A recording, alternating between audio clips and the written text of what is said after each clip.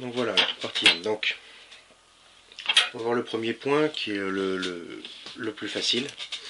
Donc, on voit que... Alors là, je mets des gants, en fait, c'est pas pour faire genre, c'est juste que prenez des gants quand vous vous entraînez à faire ça, parce que faire les nœuds, manipuler l'aiguille avec et sans gants, c'est pas du tout la même chose. Donc, entraînez-vous avec des gants. Comme ça, au moins, vous serez tranquille. Qui peut le plus, peut le moins. Si vous savez le maîtriser sans problème avec des gants, sans, ce sera aucun... ce sera sans souci. Donc, alors là, on imagine une plaie ouverte, d'accord. Donc là, c'est l'épiderme, la peau. Et donc, l'idée, c'est de les replaquer, d'accord. Voilà, tout simplement. Donc, on voit que là, ici, donc ici, là, c'est le début de l'ouverture. Ici, c'est la fin de l'ouverture. Le premier point, je vais le faire jusqu'à la moitié. Et le deuxième point, jusqu'à l'autre moitié. Donc, on commence pas tout au bord ici. On commence à environ un demi-centimètre, d'accord, du début de l'ouverture. On s'écarte d'environ 2 mm du bord de la plaie, d'accord, et tout simplement, en fait, on pique. Alors, allez-y doucement, parce que c'est quand même une plaie, ça va faire mal, ça va faire très mal, d'accord. Maintenant, il faut bien savoir, c'est que sans anesthésie locale, de toute façon, il n'existe pas de suture qui soit indolore. Donc, va bien falloir s'y faire, de toute façon, il n'y a pas le choix. Donc, vous piquez. Là, avec une pince, vous appuyez ici d'un bord et l'autre pour éviter que quand vous tiriez, en fait, ça lève la peau et que ça fasse très mal. Parce que c'est quand même... on perfore les terminaisons nerveuses. D'accord. Donc voilà. Donc, vous passez votre fil dans un premier temps. Ensuite, vous réitérez tout simplement l'opération, d'accord, de façon symétrique, c'est-à-dire juste en face. On est d'accord. Juste en face, de la même méthode, de la même façon, vous passez votre aiguille. C'est ni plus ni moins qu'un travail de couture, c'est juste que ça fait plus mal. Donc, vous passez, hop. Là, pour éviter d'emmêler, vous guidez votre fil. D'accord. Hop. Voilà. Comme ça. Donc là, en fait, le fil est passé dans les deux, tout simplement. Là, maintenant, vous allez effectuer un nœud d'arrêt.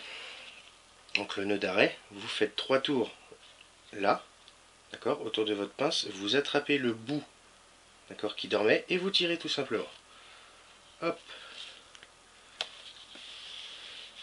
Je casse pas tout. Là, ça bouge, c'est pas pratique. En plus de ça, c'est de la chambre à air, donc c'est pas de la peau, donc ça n'a rien à voir avec une vraie. C'est juste pour vous montrer la technique et vous montrer surtout le point. D'accord. Ensuite, vous effectuez une boucle classique, d'accord, tout simplement pour sécuriser votre nœud. Voilà. Une fois que la boucle est faite, vous coupez l'excédent en laissant toujours une petite partie dépassée, d'accord. C'est pas la peine de couper à ras, ça risque de s'enfuir, ça risque de se défaire. Voilà. Votre premier point est fait. Vous voyez, ça n'a rien de compliqué.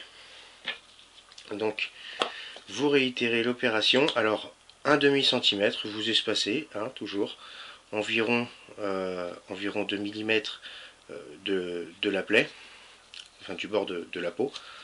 Hop. Vous y allez toujours doucement. Là, je fais ma brute, mais bon, c'est de la chambre à air, ça c'est encore jamais plein. Donc, l'idéal, c'est pas la chambre à air, bien évidemment. Prenez plutôt un rôti ou ce qui est génial, c'est la viande de porc, parce que c'est ce qui se rapproche le plus de la viande humaine. N'oublions pas qu'on est de la viande. Donc voilà, vous réitérez l'opération. D'accord. Tout simplement. Voilà. Vous guidez votre fil histoire de ne pas emmêler. Voilà. Vous voyez, ça se fait tout seul. Ça n'a rien de compliqué, une suture, c'est pas... on parle pas de transplantation cardiaque là. Et bon, là la pince fait plus, ça va pas très bien pour ça. Le mieux c'est quand même Vous pouvez faire ça par exemple avec un laserman. Hein. Ouais, avec un laserman, là vous pouvez attraper à la fois l'aiguille, d'accord, et puis attraper à la fois le fil. C'est parfait. Voilà, on a un deuxième point de fini. Hop, on coupe l'excédent. Et voilà.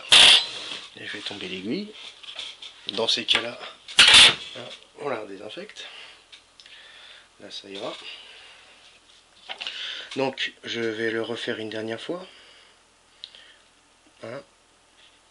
Donc, un demi-centimètre. On perce à environ 2 mm du bord de la plaie.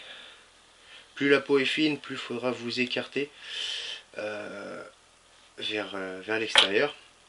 Hein, parce que la peau aura plus facilement tendance à se déchirer à l'intérieur de la cuisse, par exemple, que sur l'épaule. L'épaule, elle est beaucoup plus épaisse. Quand vous tirez votre fil, ne le tirez pas brusque, parce que ça chauffe. Ça chauffe. Là, on est à vif, il y a des terminaisons nerveuses. Hein, vous allez entendre chanter. Et c'est pas cool, mettez-vous à la place de celui à qui vous le faites. Donc, vous repercez, tout simplement. Donc là, je vais remontrer le nœud encore doucement. J'ai tendance à aller un peu trop vite. Donc voilà, vous avez votre fil. Donc, vous faites 3 tours. On est d'accord? Vous attrapez le bout de votre fil et vous tirez, tout simplement. Voilà. Voilà, tout simplement. Donc là, vous tirez à la main. Hein. Vous serrez pas comme un butor, vous serrez pas comme un sourd, parce que, n'oubliez pas, hein, c'est de la peau, ça fait mal. Okay. Lorsque vous manipulez la peau comme ça de quelqu'un, allez-y doucement, mettez-vous toujours à sa place. Et comme les médecins, ils disent toujours, non, ça fait pas mal, ça va juste piquer un peu, et les mecs, ils vous sortent des seringues comme ça. Oui, ça pique un peu, c'est sûr. Voilà. Et voilà. Donc là, comme on peut voir, en fait, hein, on va sortir ça. Comme on peut voir, en fait, bah, on réitère, et du coup, ça resserre à chaque fois. Et on fait ça tout du long. Et alors donc ce petit point, qui est vraiment d'une simplicité remarquable, il peut être utile pour un peu tout type de suture.